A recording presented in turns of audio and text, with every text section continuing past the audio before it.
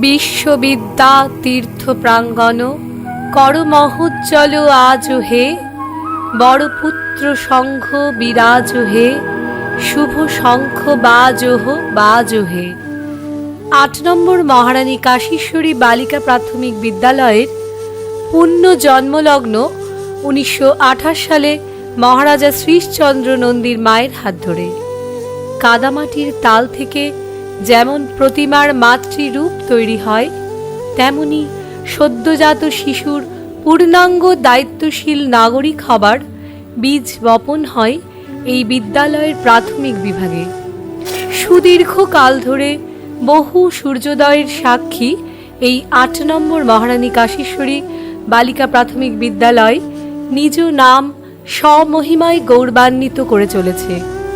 দৈনন্দিন রোজ নাম চাই, নির্ধারিত ক্লাসের সময়টুকু বাদ দিয়েও ছাত্রীদের সর্বাঙ্গীন বিকাশের জন্য পুঁথিগত বিদ্যার বাইরেও যে সামাজিক সাংস্কৃতিক চেতনা প্রয়োজন, তার চেষ্টাতেই এই বার্ষিক অনুষ্ঠানের আয়োজন।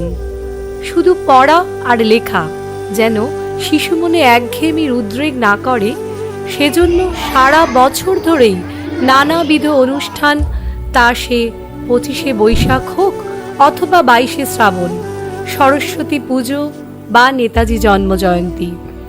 বসন্তের আগমনকে স্বাগত জানিয়ে বসন্ত উৎসব বা মিলনের উৎসব রাখি বন্ধন, অথবা শিশু মনে জাতীয়তাবাদ স্বদেশপ্রেমের অনুপ্রেরণা দিতে স্বাধীনতা দিবসের অনুষ্ঠান, আবার ছাত্রী শিক্ষক বন্ধনকে সুদৃঢ় করতে স্বভাবনায় অনুপ্রাণিত করতে শিক্ষক দিবসের আয়োজন, এই সবই যেন আলাদা মাত্রা দেয়, শিশু মনে সুবিস্তৃত প্রভাব ফেলে।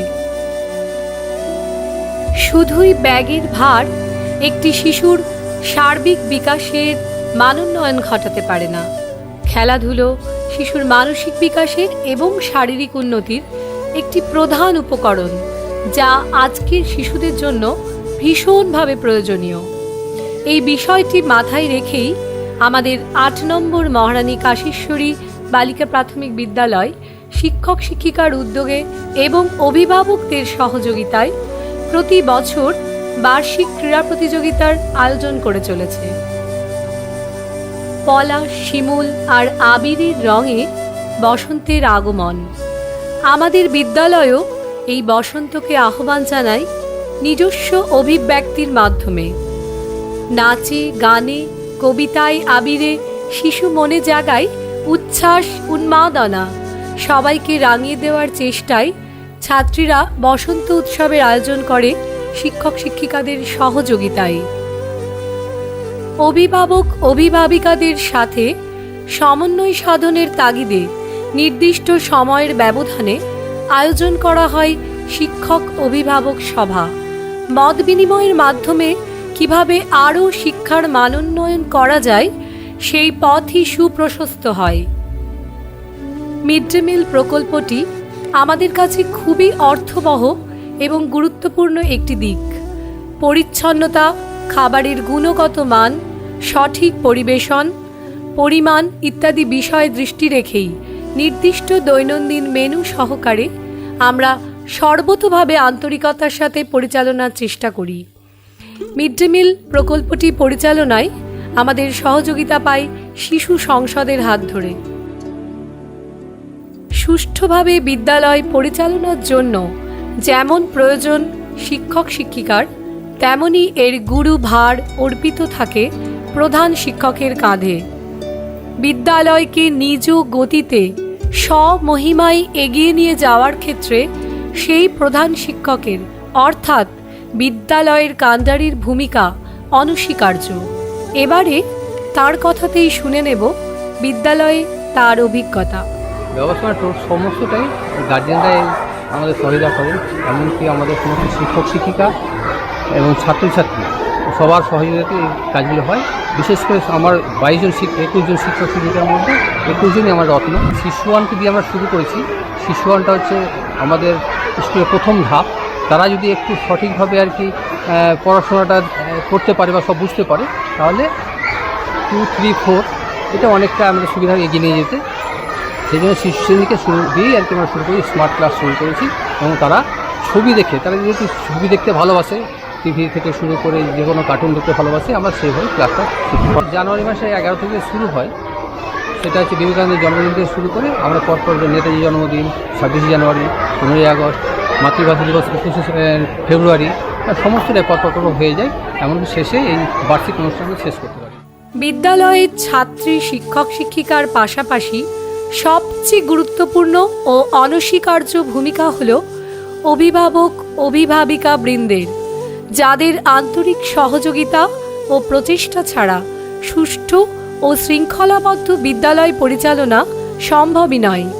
আজকের এই বর্ণাঢ্য বার্ষিক সাংস্কৃতিক অনুষ্ঠান তাদের সাহায্য ছাড়া সম্ভব ছিলই না। তাই তাদের সকলকে আমাদের 8 নম্বর মহারানী কাশীশ্বরী বালিকা প্রাথমিক বিদ্যালয়ের পক্ষ থেকে আন্তরিক কৃতজ্ঞতা জানাই। এবারই শুনে নেব অভিভাবকের মুখে এই বিদ্যালয় সম্পর্কিত কিছু কথা।